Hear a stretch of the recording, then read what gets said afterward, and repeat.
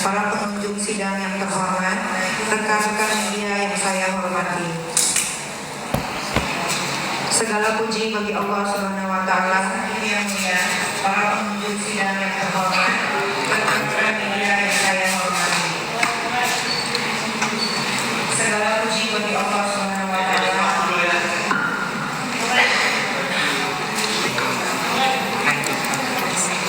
Itu dia nge-lag guys, jadi 2 kali suaranya. Tap layar sayang, ayo kencengin sampai 1 juta yuk. 1 juta tap layar, share di share ya, live-nya di share nanti tap layar sampai 1 juta sayang ya. Terima kasih semuanya, ayo sayangku, tap layar yang kenceng dan share ini live-nya, share live-nya sayang.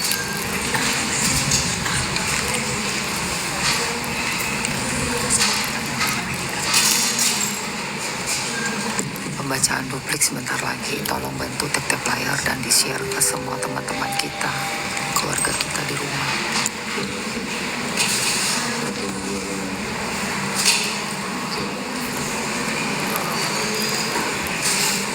Kesempatan terakhir buat kita membela diri guys.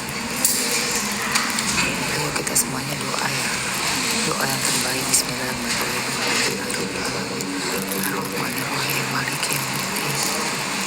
Sedang dilanjutkan dan posisi 1. Silakan terdakwa untuk melanjutkan pembacaan dupliknya. Ya, terima kasih yang mulia. Segala puji bagi Allah Subhanahu wa Ta'ala, Tuhan yang Maha Esa, yang sampai hari ini masih memberikan kesempatan kepada kita semua untuk dapat hadir di persidangan ini dalam rangka mencari dan menemukan keadilan dan kebenaran yang sebenar-benarnya tanpa ada intervensi dari pihak manapun. Pada kesempatan ini, saya menyampaikan penghargaan yang setinggi-tingginya atas kebijaksanaan, kearifan, ketegasan, dan netralitas Bapak Hakim yang dalam memeriksa dan mengadili perkara ini. Ketegasan dan netralitas Bapak Hakim yang mulia selama proses persidangan patut dijadikan teladan dalam penegakan hukum, sebab putusan yang akan dijatuhkan oleh Bapak Hakim yang mulia mencerminkan sebuah mahkota yang indah dipandang mata. Ketika pada saatnya nanti Bapak Hakim yang mulia dalam perkara ini menjatuhkan keputusannya, maka bertanyalah kepada hati nurani yang paling dalam, karena disitulah akan ada lahir sebuah kebenaran dan keadilan. Apakah adil jika saya melakukan perbuatan merepost atau mengunggah kembali postingan dari Dr. Samira mengenai produk skincare berbahaya, lalu saya disimpulkan melakukan tindak pidana, membuka rahasia, atau melakukan pengancaman? Apakah adil jika karena profesi saya sebagai artis atau public figure yang mengunggah kembali postingan dari Dr. Samira dengan menambahkan kalimat jangan membeli produknya karena membahayakan kulit, walaupun yang jual seorang dokter yang dalam konteks membela kepentingan umum, lalu saya juga dikatakan melakukan suatu perbuatan pidana? Dan apakah adil jika saya berkata yang sebenarnya tentang produk Blue Booster Cell atau salmon DNA yang ada jarum suntiknya, produk yang sama, yang overclaim, overprice, tidak terdaftar di BPOM, dan juga mengandung bahan berbahaya, lalu saya juga dikatakan melakukan suatu perbuatan pidana? Oleh karenanya, melalui duplik ini, saya meminta dan memohon kepada Bapak Hakim yang mulia dalam menjatuhkan keputusannya kepada saya sesuai dengan kebenaran yang sebenar-benarnya, bukan kebenaran fiktif seperti yang disampaikan oleh jaksa baik dalam surat tuntutannya maupun dalam repliknya. Majelis Hakim yang mulia, para pengunjung sidang yang terhormat, rekan-rekan media yang saya hormati. Oh lala, serius Papa. Repliknya mengatakan saya melakukan acting dengan menyampaikan narasi fiktif. Kemudian jaksa juga mengatakan dalam repliknya bahwa saya pernah melakukan telepon bertiga kepada Dr. Oki Pratama dan Ismail Marzuki. Dalam percakapan itu, jaksa menyimpulkan bahwa saya, Dr. Oki Pratama, dan Ismail Marzuki melakukan kesepakatan untuk mengancam dan memeras Reza Gladys. Terhadap hal yang disampaikan jaksa tersebut, saya menanggapinya sebagai berikut. Bahwa yang suka acting, membuat drama, dan suka membangun narasi fiktif dalam persidangan ini adalah jaksa. Karena dalam persidangan ini tidak pernah ada fakta mengenai isi percakapan di ditelepon bertiga antara saya dengan Dr. Oki Pratama dan Ismail Marzuki melakukan kesepakatan untuk mengancam dan memeras Reza Gladys. Bahwa jaksa jangan suka mengarang bebas sesuka hatinya, menyimpulkan sesuatu yang tidak pernah terungkap di persidangan. Di persidangan ini berdasarkan keterangan dari ahli digital forensik yang diajukan sendiri oleh jaksa yang bernama Rujit Kuswinoto, SHAC dan seterusnya menjelaskan terhadap panggilan telepon tidak bisa dilakukan ekstraksi sehingga tidak diketahui isi percakapannya. Bahwa jika keterangan ahli digital forensik yang bernama Rujit Kuswinoto, SHACE dan seterusnya di muka persidangan ini telah mengatakan terhadap panggilan telepon tidak bisa dilakukan ekstasi sehingga tidak diketahui isi percakapannya, maka dari mana sebenarnya sumbernya jaksa bisa menyimpulkan bahwa dalam panggilan telepon bertiga antara saya, Dr. Oki Pratama dan Ismail Marzuki telah melakukan kesepakatan untuk melakukan pengancaman dan pemerasan terhadap Reza Gladys. Bahwa jaksa penuntut umum kayaknya sudah menjadi tukang sulap. Bayangkan telepon bertiga antara saya, Dr. Oki Pratama dan Ismail Marzuki bisa disulap jaksa menjadi sebuah kesepakatan untuk melakukan pengancaman dan pemerasan kepada Reza Gladys. Padahal di dalam persidangan ini tidak ada satupun saksi yang mendengarkan langsung isi percakapan tersebut. Isi percakapan itu hanya saya, Dr. Oki Pratama, Ismail Marzuki dan Tuhan yang tahu. Kalau jaksa menyimpulkan ini percakapan itu adalah kesepakatan untuk melakukan pengancaman pemerasan terhadap Reza Gladys, maka pertanyaannya, jaksa mengetahuinya dari mana? Sedangkan dalam fakta persidangan ini tidak ada satupun saksi yang mengetahui isi percakapan itu. Bahkan ahli digital forensik yang bernama Rujit Kuswinoto, SHAC dan seterusnya yang dihadirkan jaksa di muka persidangan ini telah mengatakan panggilan telepon tidak bisa dilakukan ekstrasi sehingga tidak diketahui isi percakapannya. Bahwa selain jaksa penuntut umum sudah menjadi tukang sulap, jaksa juga sudah tidak menggunakan ilmu hukum dalam menangani perkara saya. Tapi jaksa menggunakan ilmu dukun supranatural yang bisa menyimpulkan percakapan bertiga antara saya, Dr. Oki Pratama dan Ismail Marzuki melakukan kesepakatan untuk melakukan pengancaman dan pemerasan terhadap Reza Gladys. Padahal dalam persidangan ini tidak pernah ada bukti maupun fakta tentang hal ini. Coba jaksa buktikan lagi di muka persidangan ini mana isi ekstrasi dalam percakapan bertiga antara saya, Dr. Oki Pratama dan Ismail Marzuki pada tanggal 27 Oktober 2024 pukul 18.07 selama 7 menit 40 detik yang mengatakan bahwa saya, Dr. Oki Pratama dan Ismail Marzuki melakukan kesepakatan untuk mengancam dan memeras Reza Gladys.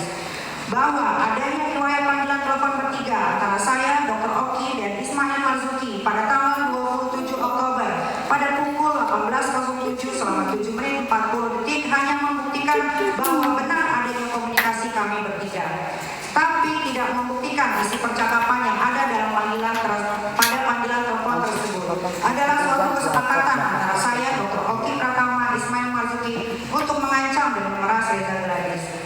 Bahwa yang artiskan saya, tapi kenapa jaksa penuntut umum yang melakukan acting seolah-olah menyimpulkan dalam panggilan telepon bertiga antara saya dan Dr. Oki Pratama dan Ismail Marzuki telah melakukan kesepakatan untuk melakukan pengancaman dan pemerasan terhadap Reza Gladys. Padahal berdasarkan keterangan ahli digital forensik yang diajukan sendiri oleh jaksa yang bernama Rujit Kuswinoto, SHAC dan seterusnya di muka persidangan ini menjelaskan terhadap panggilan telepon tidak bisa dilakukan ekstrasi sehingga tidak diketahui isi percakapannya. Apakah jaksa penuntut umum ingin menjadi artis juga? Kalau mau menjadi artis, belajar dulu yang benar supaya tidak mencantumkan fakta-fakta yang manipulatif. Bahwa dengan demikian terbukti yang melakukan acting dan drama dengan menyampaikan narasi-narasi fiktif dalam persidangan ini adalah jaksa penuntut umum. Karena jaksa penuntut umum mencantumkan fakta yang tidak pernah terungkap di persidangan dan tidak didukung dengan alat bukti lainnya, sehingga tidak dapat diterima kebenarannya. Oleh karenanya mohon kepada Bapak Hakim yang mulia menolak tuntutan dan replik jaksa penuntut umum. Majelis Hakim yang mulia, para pengunjung sidang yang terhormat, rekan-rekan media yang saya hormati. Jaksa penuntut umum dalam repliknya mengatakan Reza Gladys tidak pernah meminta tolong dengan Ismail Marzuki. Reza Gladys menyerahkan uang pemberian kepada saya melalui Ismail Marzuki karena merasa terancam, bukan karena Reza Gladys meminta tolong.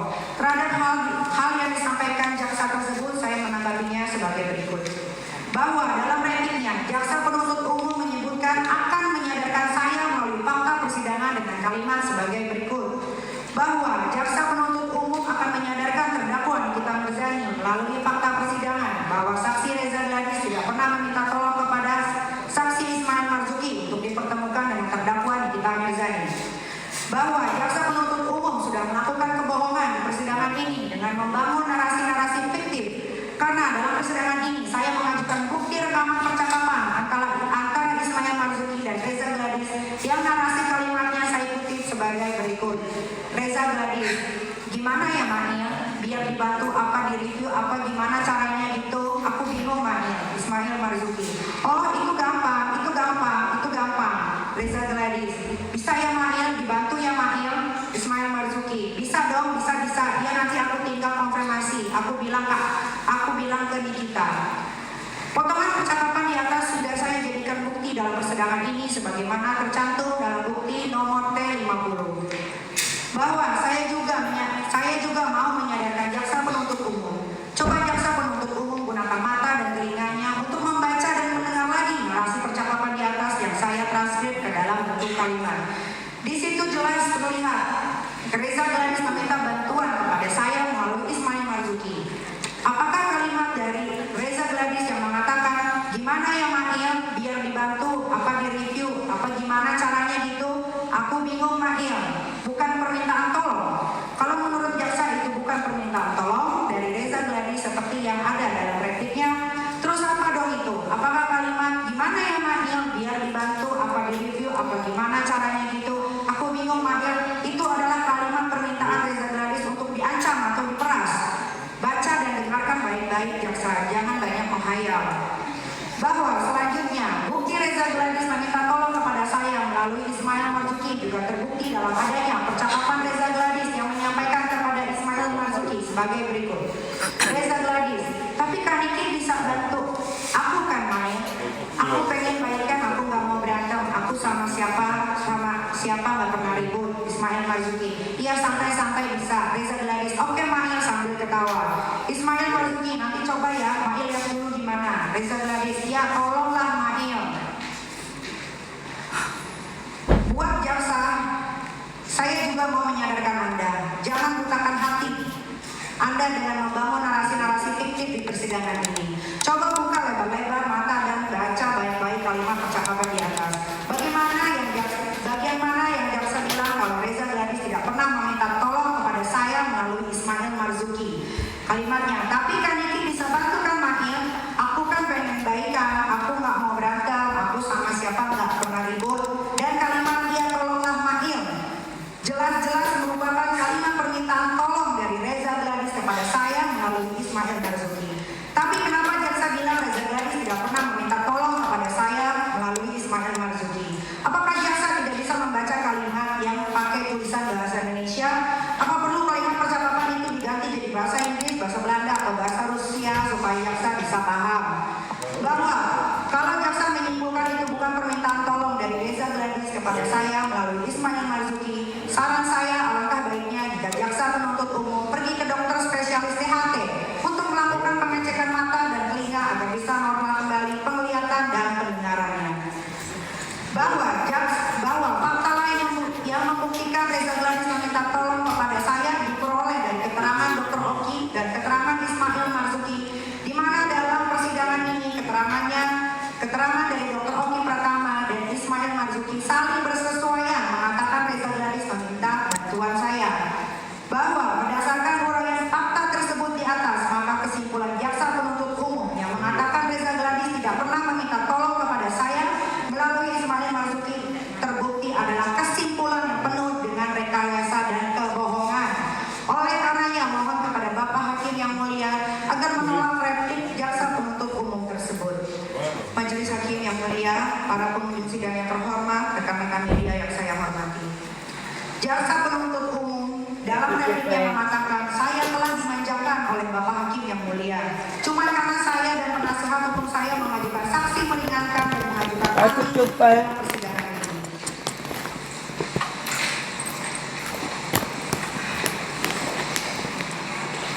Terhadap hal yang disimpulkan jaksa tersebut, saya menanggapi sebagai berikut. Bapak Hakim yang mulia, saya sebagai orang yang tidak memahami hukum ketahuan melihat dalil yang disampaikan jaksa dalam repliknya. Saya merasa heran dengan dalil jaksa tersebut yang mengatakan bahwa Bapak Hakim yang mulia memanjakan saya dan penasihat hukum saya hanya karena saya dan penasihat hukum saya mengajukan saksi meringankan dan ahli di persidangan ini. Pertanyaan jaksa tersebut membuat institusi Kejaksaan Agung Republik Indonesia telah tercoreng marwah dan wibawanya. Baru kali ini saya mendengar ada jaksa yang menyimpulkan jika terdakwa mengajukan saksi meringankan dan mengajukan saksi ahli dalam persidangan dikatakan sebagai sebuah perbuatan majelis hakim yang mulia dalam rangka memanjakan seorang terdakwa dan penasihat hukumnya. Sungguh miris melihat dan mendengar pertanyaan dari jaksa tersebut. Terlihat seolah-olah jaksa merasa berkuasa, tidak boleh ada terdakwa dan penasihat hukumnya yang menghadirkan saksi meringankan dan saksi ahli. Pokoknya semua saksi dan ahli hanya boleh diajukan oleh jaksa.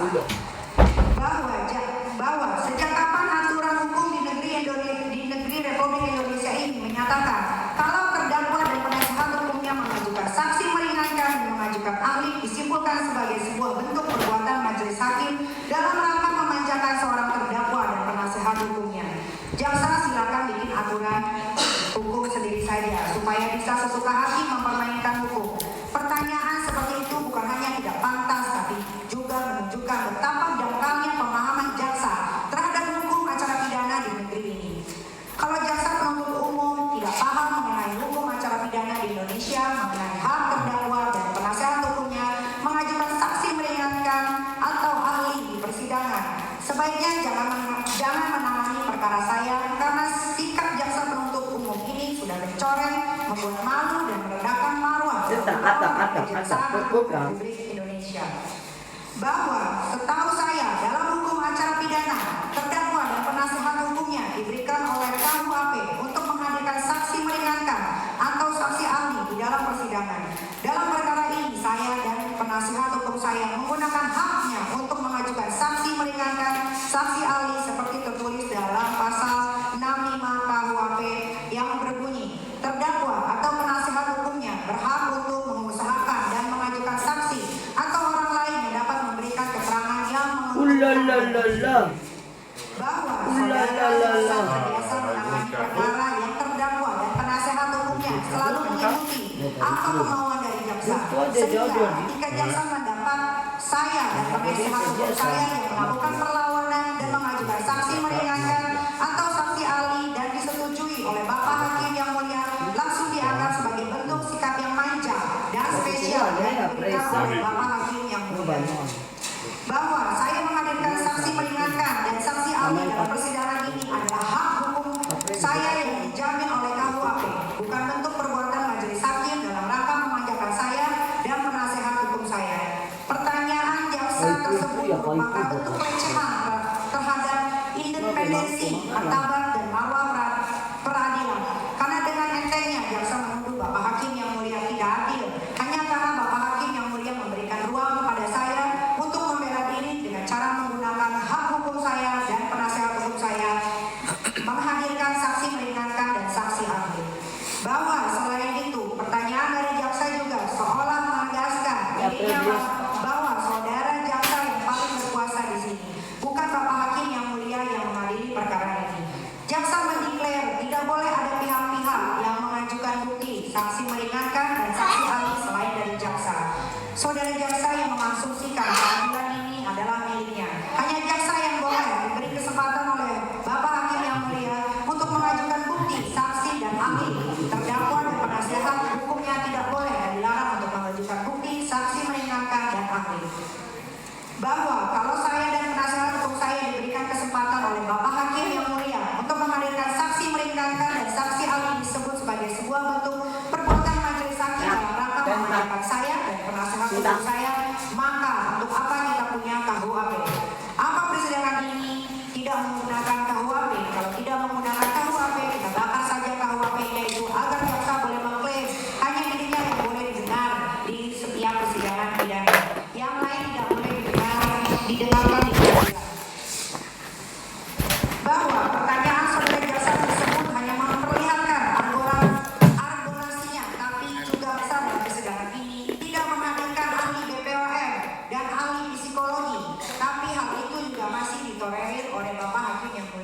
Jadi sebenarnya siapa yang dimanjakan di sini? Kalau mengikuti hukum acara pidana yang sebenarnya, harusnya jaksa memaksa ahli BPOM dan ahli psikologi untuk datang ke persidangan ini, bukan malah membiarkan seolah tidak terjadi apa-apa. Jadi kesimpulannya, saudara jaksa jangan merasa berkuasa di dalam persidangan ini, sehingga menyimpulkan usaha saya menghadirkan saksi meringankan dan ahli lalu disetujui oleh Bapak Hakim yang mulia dianggap sebagai bentuk perbuatan Bapak Hakim yang mulia dalam rangka memanjakan saya dan penasehat hukum saya. Persidangan ini milik para pencari keadilan, bukan milik saudara jaksa, karena sebenarnya saudara jaksa lah yang sudah diberikan hak istimewa dan dimanjakan oleh Bapak Hakim yang mulia. Jangan berlagak seperti orang kehilangan akal sehatnya. Jejak digital mengenai perbuatan jaksa yang tidak sopan dalam perkara saya ini masih banyak di sosial media.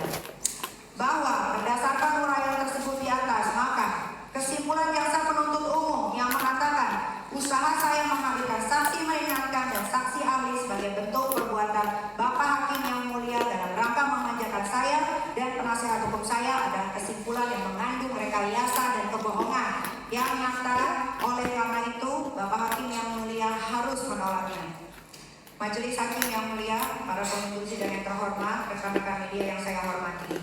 Jaksa penuntut umum dalam repliknya menyimpulkan bahwa saya yang menyuruh Ismail Marzuki untuk berkomunikasi dan meminta uang sebanyak 5 miliar kepada Reza Gladys dengan tujuan agar saya tidak menyerang dan tidak menjelek-jelekan produk maupun pribadi Reza Gladys, sehingga pada akhirnya disetujui, disepakati dan disanggupi oleh Reza Gladys sebesar 4 miliar. Terhadap hal yang disampaikan jaksa tersebut saya menanggapi sebagai berikut. Bahwa dalam repliknya jaksa juga menguraikan perbuatan saya sebagai berikut.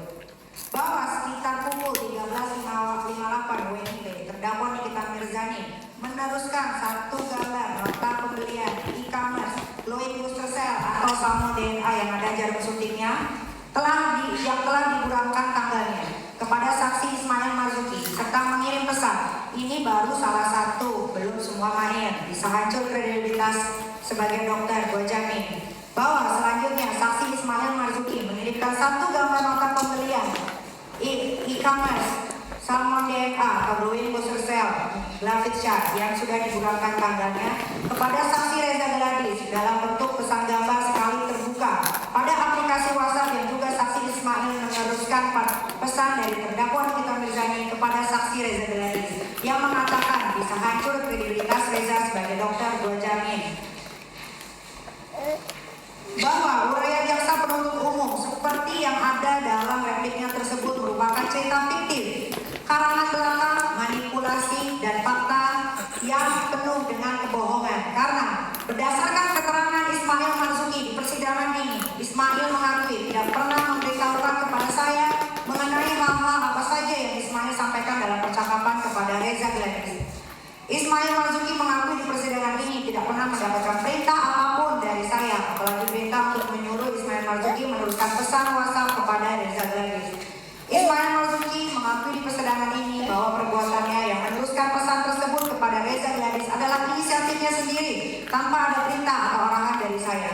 Semua narasi-narasi kalimat percakapan Ismail Marzuki yang dikirimkan ke Reza Gladys dilakukan atas dasar inisiatifnya sendiri, termasuk meneruskan pesan pribadi saya kepada Reza Gladys yang kalimatnya bisa hancur kredibilitas Reza Gladys, gua jamin.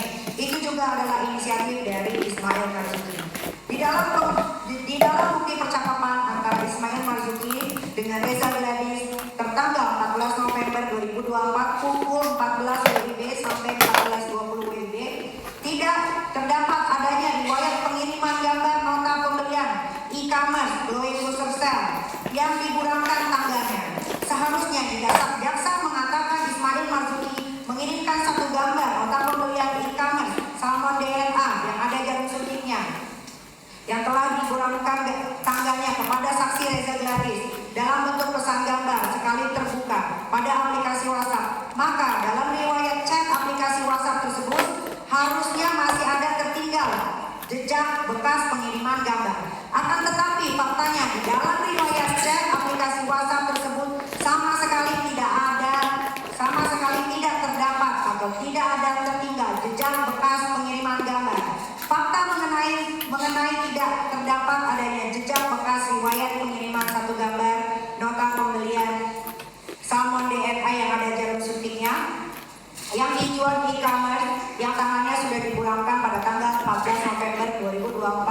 pukul Buka kok lah.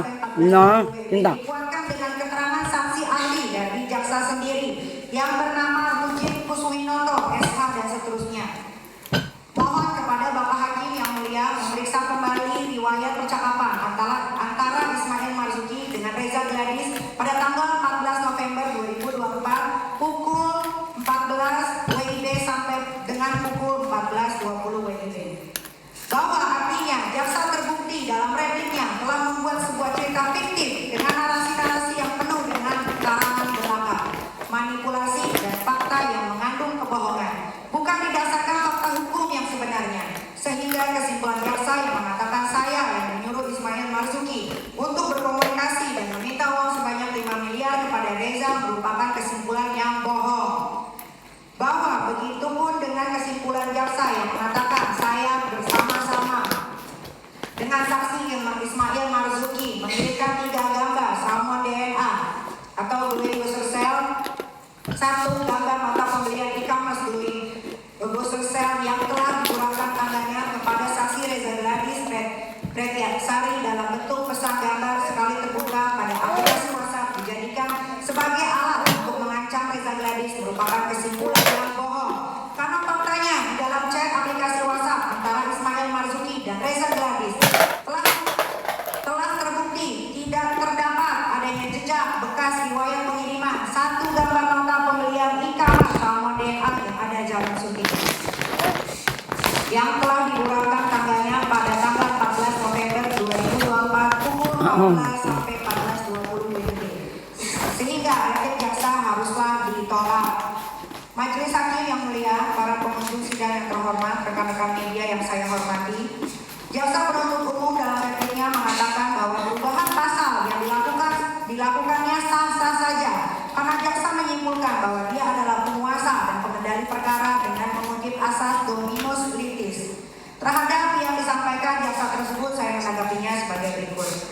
Bahwa jaksa tidak memiliki ilmu pengetahuan hukum yang cukup mengenai asas dominus litis dalam hukum pidana.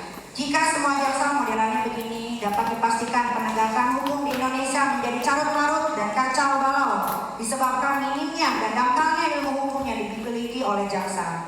Sebenarnya saya juga tidak ingin menanggapi, walaupun saya bukan sarjana hukum yang memiliki pengetahuan di bidang hukum, tapi saya juga berbaik hati dan agar jaksa bertambah ilmu pengetahuan